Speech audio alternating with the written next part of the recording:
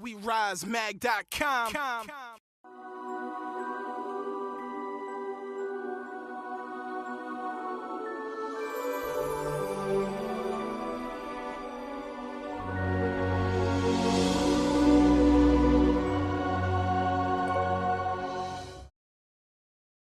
So welcome.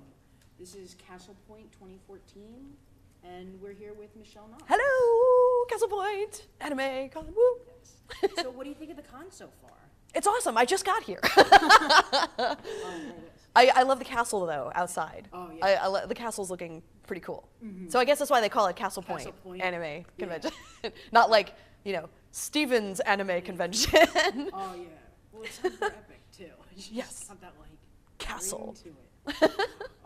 So everyone's been gathered here, for their fandoms, from Homestuck to Pokemon is everywhere. Do you have any specific fandoms that you're really hardcore into? Oh well, I love Attack on Titan is the big one right now. Everyone's like Attack on Titan, and then like the English version just came out at Anime Boston, which was great. A couple of my friends got to go, so I was jealous. I was like, I couldn't go. But yeah, it looks really cool. I haven't seen the English version yet. Just the clips that people have put, on YouTube. Yeah. Well, Funimation put it on the YouTube. Don't do that. Don't illegally download stuff and put it on YouTube. Sorry. Hi, Greg Ayers. Sorry, I'm an advocate of that too. Sorry, don't illegally download. But yeah, so I've actually read the first 11 manga of Attack on Titan, and I've watched like about the first 5 or 6 episodes it's on Netflix of the Japanese version. Yeah. So, which is really cool. That's like the big series now. I think it's bigger than, maybe bigger than Homestuck, I think. Yeah. But yeah, that's the big series now, which is awesome. You can tell which animes are getting big now because of all the cosplayers. Oh yeah. Talia one year. Oh, I remember that. Yeah. It was just like, oh, it's that anime. Okay, that's like. Cause I'm like, what are all these suits and the sashes and? The flags everywhere. Italia. You can still find it. I saw a few earlier today. Yeah. So, what voice actors inspired you to be a VA? Ooh. Wow. Well. Nobody ever asked me that question before because usually it's like, what made you want to get into this? But I mean, the people who I look to were my idols are actually Carol Burnett and Robin Williams. Oh, wow. Because I wanted to get into theater because I was a theater major at first. So I love Carol Burnett because she's so funny, and I love when there was the Carol Burnett show because not to get on like the female soapbox, but like she kind of like paved the way for female, not just actresses, but female comedians out there, because it was tough. It was mostly like male dominated, back in the day. So, and she kind of like paved the way for that. She was so funny, and I loved watching her show, and I loved her. And Robin Williams was another favorite of mine because he's really good with improv. Loved his comedy routines and everything, stand up. Oh my God, he was so funny. And obviously loved him as the genie in Aladdin. And he's so good with that stuff. And most of his lines are improv anyway, because they're like, just go with it, And they'll just keep recording him. They'll be like, okay, keep going. Oh, yeah. So I really looked up to them because I love the comedy and the funniness and like their acting and everything. So they're kind of like, I look up to them like they're my idols and stuff when I was younger. And then voice acting just kind of came from there. I was a theater major, and then I switched to radio and television broadcasting. I worked at MSNBC for a little bit, but I hated news. This is boring. So I didn't want to do news anymore, and I kind of wanted to get out of that. So what happened was they were having the Big Apple Anime Fest in 2003, and they were having a contest. So I entered, and I won my first role in an anime that was Hajime Yagi in the world of Naruwe? Sorry. The world of Naruwe. And yeah, and I wanted to get into that full time, just do that. I started to become kind of like an anime fan and watch anime in college. So like, what was on there? Yu Yu Hakusho, but it was like Ghost Hunters, I think, back in the day, like Battle Angel and Voltron, and watching all the Speed Racer, you know, and all this old school stuff. And at first I didn't realize it was from Japan, and then I thought, oh, it's from Japan, and then got into that in college and stuff, and yeah, and that was kind of like, and I asked other voice actors and my director and everything, how do you get into this full time? How do you do this? Because it wasn't like, like then it wasn't mainstream as it is now so much. You know, like everybody wants to be a voice actor. I mean, people are sending me messages on Facebook like, what schools are good to go to for voice acting? And I'm like, there's no schools for voice acting.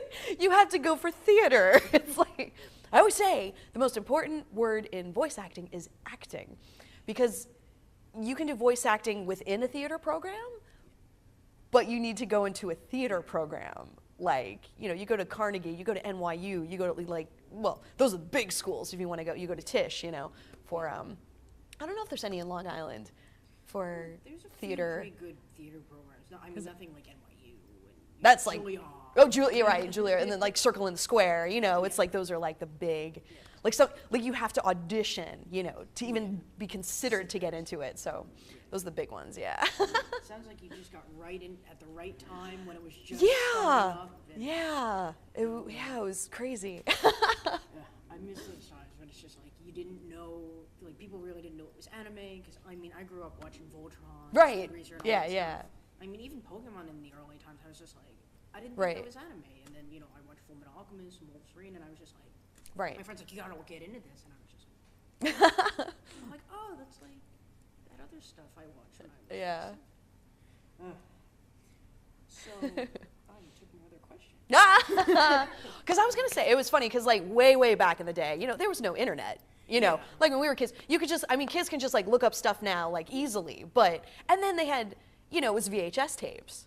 So it's like you don't even get dual languages that you can now on, you know, DVDs. And now you don't even need DVDs because you can just watch it on like Hulu, Netflix, Crunchyroll, you know, anything like that. So you can watch it in either English or Japanese or French or Spanish, you know.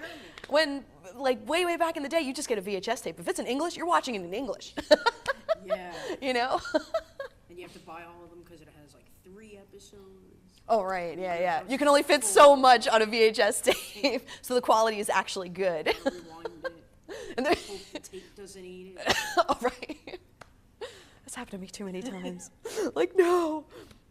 People are like, what? Like, what do you mean? It like ate it. What's a VHS tape? What's a cassette tape? Makes me feel so old. So old. So, I was gonna ask, like, you know, like, what was your, you know, story of getting here? You know, because I don't want to be like, well, what's your favorite character to play? You know, I guess if I was gonna ask like one question, it would be like, you know, if you could play any other character, you know, whether it be theater or, you know, like, you know, anime, like, what would it be? Like a dream role. Well, oh, if I could have. I mean, one of my favorite animes of all times is Cowboy Bebop. I love Cowboy Bebop. And I love Faye Valentine. I just love the character because she starts out kind of crazy and then she gets a little more serious and you learn about her backstory and everything. Yeah. So she's oh my God. I love her and I would have loved to voice her. Another favorite of mine is if I can say it right, Motoko Kusanagi from Ghost in the Shell. Love her. Love Mary Elizabeth McGlynn. I love her voice. So deep and like sexy. You're just like, I love her voice. Oh geez, theater-wise, oh my God, I don't even know. I love Spamalot. I don't know if you've ever seen Spamalot. I love that play. And because there's not a lot of female roles, but the lady in the lake is awesome, and I love her. I love that play. It's so good. Do you go to Broadway a lot to see a lot of shows? I haven't recently. I mean, I still haven't seen Wicked yet. I'd love to see Wicked. That looks like a good one. A lot of people are telling me it's really good. Yeah, I haven't had time lately to go. I gotta go see plays. I mean, I saw like, you know, Phantom and Beauty and the Beast and Les Mis. You know, I saw like all that a while ago, and I gotta catch up on like the newer ones that are out. Because I mean, Aladdin's out now. Yeah, that one looks good. I just went into the city recently to see Waiting for Godot. Oh. Patrick Stewart in it. Yes. And apparently one of the other guys was like Dr. Manhattan from the Watchmen film, and I went back and I was like, it's Sir Ian McKellen and Patrick Stewart, and these two other people I don't know. And I was just, then I felt really bad because I was like, they were good, but I don't know who you are. So I looked up, I'm like, I saw you on the TV, and you were like right there because I was in the front row. Like, I know, it's funny. It's like you recognize them, but you don't know, and then when you go look them up, you're like, oh, that's who they are. That always happened. It always happened. 'Cause I'm just like, That's oh, cool. look at all the stuff you did. Yeah. Like, I know you. Like, even before this con, like, I was going through and being like, what roles did they play? Who is this person? And because, like, I know you, but I was looking for, like, Crispin specifically. I'm like, what did he do? Like, I always hear the name. Right. And then it's like, what do they do? The stuff you did. Yeah. So what do you think about, like, anime being so, mainstream now? Like, everyone I love going it. to cons. Yeah. I mean, it's funny because I have a friend who spent time in Japan, and it's still like sometimes, the otaku are looked down upon a little bit. It's like, oh, they're outcasts and things like that.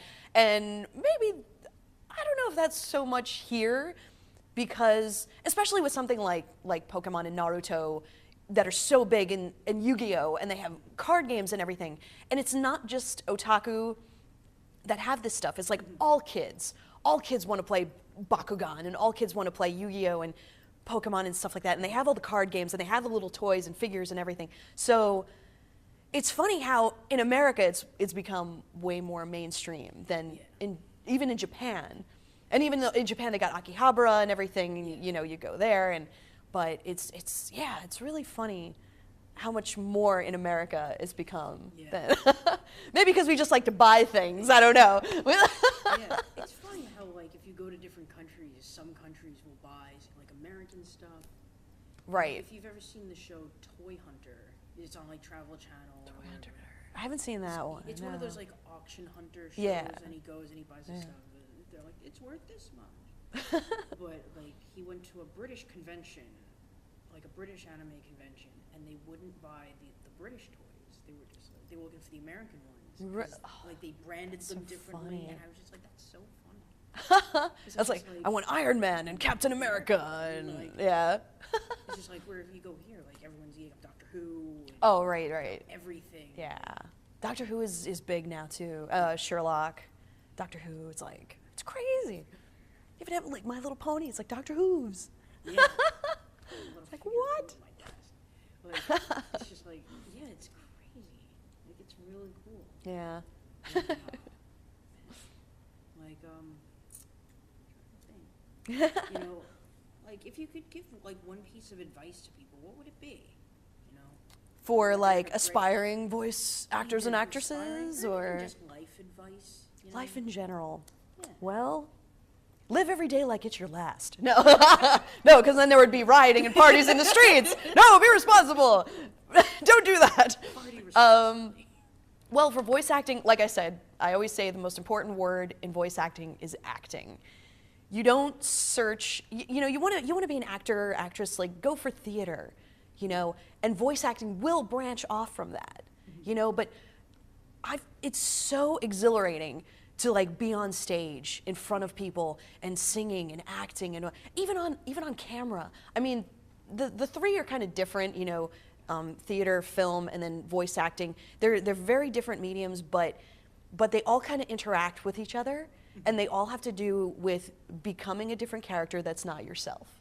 Yeah. So for that, I would say, especially, I want to be in an anime. Like, don't strive for just being in an anime. Strive for being in something like The Simpsons. Something like a Disney movie. Something that's bigger. But then, like, I mean, anime is mainstream too. But like, focus on, like, the big picture, and then don't focus small, like, little things. Like, I just want to voice anime, because you won't get, like, that much work, and you will be starving. If you just focus on, I want to be in Attack on Titan, you will starve. We need to pay rent, we need to pay, gas and electric and food and buy things like that. So focus on the bigger picture. Like, I want to do theater, I want to be on stage, I want to do camera, like, on camera, and things like that, you know. So always focus on theater, acting. So I always say it's important. Is that why you went into theater? Is to like, you know, be bigger? I wanted to be on Broadway. I did. I wanted to be on Broadway. It was really tough. It's so competitive, and it was hard. And I kind of like fell into news instead. So, but I didn't like it because it was really real. It was like death and destruction every day. It's like, oh, this fire happened. These people were killed. And I'm like, I don't want to do this anymore. And it was funny on my breaks. Back then, it was kind of like The Rising Sun and things like that. There was like Sailor Moon and Dragon Ball Z that were on, and I would watch that because there's TVs everywhere in a news station. So I would, you know, flip the channels, and on my breaks, I would watch that. And everyone was kind of like, you know, you're really into this stuff. You love this stuff more. Why don't you get into that? And I wasn't really doing anything with theater, and I was so sad about that. And then a friend of mine actually told me about the contest, and that's kind of how I'm like, let me just try this. Why not? You know, we had to prepare a monologue and everything, and I'm like, all right, I'm used to doing that. I can prepare a monologue, no problem. So yeah, and that's how that kind of happened. And I'm like, okay, now my direction might be a lot different than what other people are doing. So, but it's good. I wanted to be on Broadway, basically. That's what I want. It's really hard. I can imagine. It's very competitive. I mean, in New York, you like trip over actors and actresses walking down the street. It's just like, oh, there's another one, there's another one. So. Yeah, you could always just, I remember like going, when they had the Tony Awards, me and my friends had gone to the city. Everyone dressed up. I'm like, well, they're an actor and they're an actor. Yeah. You know, look at them. Who's wearing the tux and the nice dress, you know? Who's wearing like, you know, jeans and a t-shirt? Just like, they might be, I don't know. You know, being an established voice actor, you know, you've played, you know, from Jessie to May, you know, Chikorita, and, you know, the Pokemon. That's a Pokemon. Do they just kind of throw roles at you, or do you have to keep auditioning for, you know, like every Pokemon you voice? Well, like for the Pokemon specifically, now he's been trying to find different Pokemon, I guess, that fit their voice. Well, now finally they've gone male and female. It's like, oh yeah, finally you've decided to go male and female after, you know, 17 years. Okay. So I thought that was funny. So now they're differentiating between male and female. Oh, okay, this is voiced by a male, so we're going to voice it with male. This is female, we're going to voice it by female. So, but with the Pokemon, the director usually just kind of gives it to a person. Like I've been so many that like this season I've only done one so far. For season 17, but I can't say who it is because it hasn't aired yet. Like, we're not allowed to say anything that hasn't aired yet. So once it airs, I go, blah, blah, blah, blah. I can blab it all on Facebook. So, yeah, so he's trying to fit, I guess, which sounds go with what voice type. So there was one that I haven't voiced yet. Anything that doesn't sound like Piplup or Snivy or Bulbasaur or something like that, because then it'll sound too similar. So there was one, and I'm like, I haven't done anything like that yet. Yes, and he's like, I know you can do this kind of sound, so because I've done it before. So I go, see, it's hard to explain because it hasn't been aired yet. I wish I could just say it, and I can't say it. Sorry, I'm sorry, but yeah. So with them, except if it's like the movie, like the movies, especially if they speak, that everybody has to audition for. So like what was Keldeo, or was that his name? That Vic played, who actually came over from California to do that, which was really cool. I was like, so now we're going bi-coastal. So yeah, Tom's getting a lot of people from like either Texas or California, whether they're in the area or, you know, they want to audition and they want to come out to do that. So, which is really cool. So, because yeah, with dubbing, you can't really do it from home because you need the picture in front of you. And you need the director in case anything needs to be changed. Like, I do a lot of telephone prompts at home because they're easy. It's like, thank you for calling MasterCard. Please press 1 for accounting, press 2. Like, it's very simple. You don't need to be directed to do something like that. But especially an animated show, you kind of need to be directed. And if they need to change the script, like on the fly, you can't do it at home. You have to be like in the studio with them, and you know you're constantly watching the screen and matching the flap and reading the script and blah blah. So yeah, you have to be there. You know, you can't really do that from home. Wish we could, but we can't. So. How much is the Japanese like original version influence you in the voices of the characters, or does it at all? Yeah, so sometimes we'll listen to it. Obviously, we got to find out if it's male or female. You know, who's voicing this, a male or a female? Or is it like a female, like voicing like a younger boy character? Like, you need to listen to that, you know? So, especially if it's like a new character. So, yeah, we'll listen to the Japanese and then go from there, so. Because I remember I was talking to Bill Rogers, and he's just like, well, you know, like, you know, does the type of animal like come into play, or is he like, it sounds like this, you know, and plays like a sound clip, you know, or is it like anything like that? Or? Yeah, because a lot of them, he's really good with like, because he voices Chimchar, so he's good with like the monkey sounds and things like that, and Krogunk, who sounds, you know, like a frog, or like really good, which is awesome.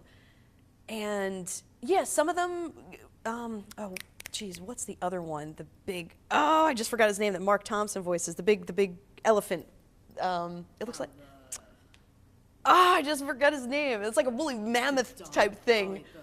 I can't remember, but mammoth swine. That's it.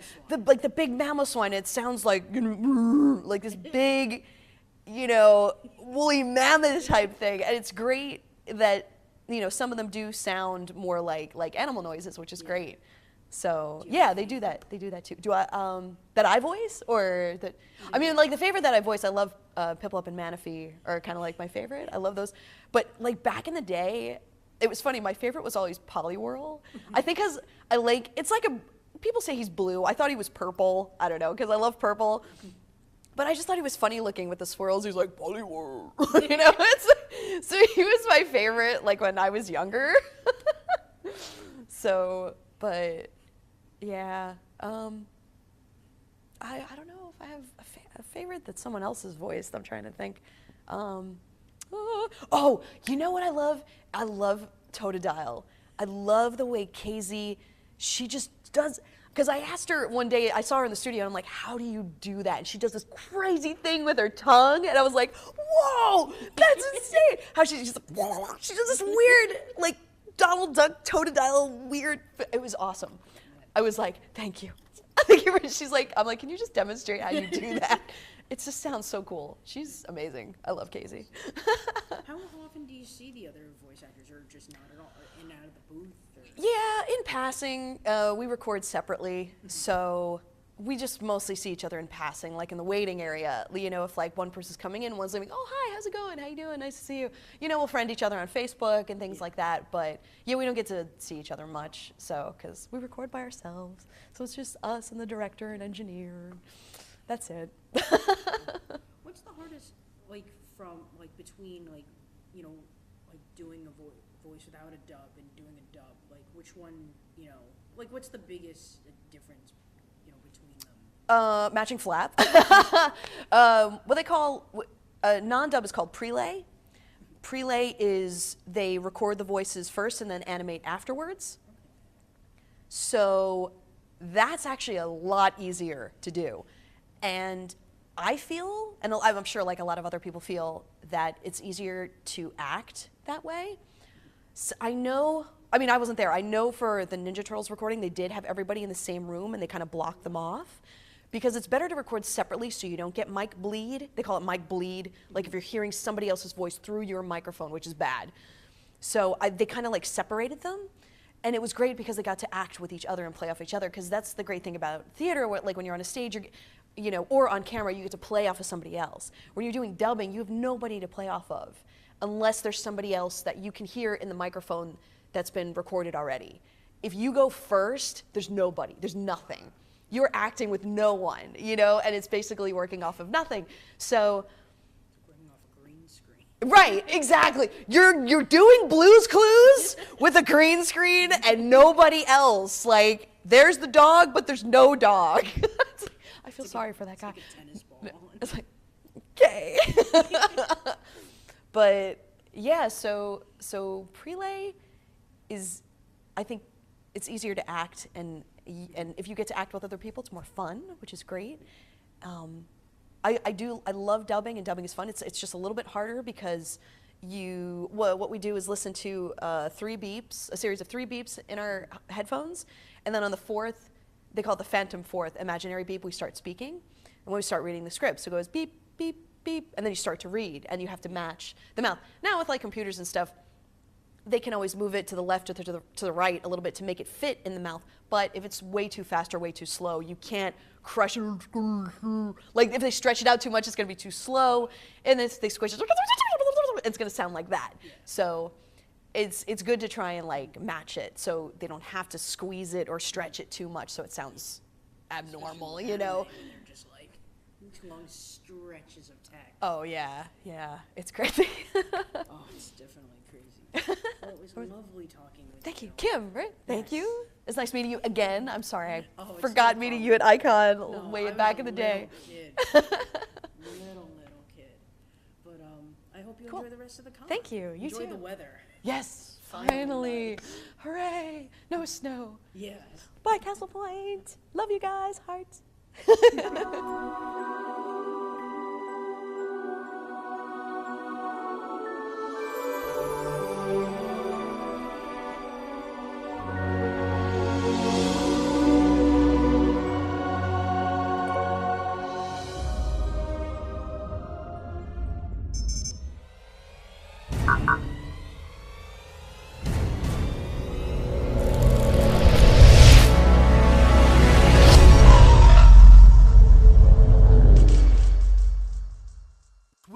WeRiseMag.com.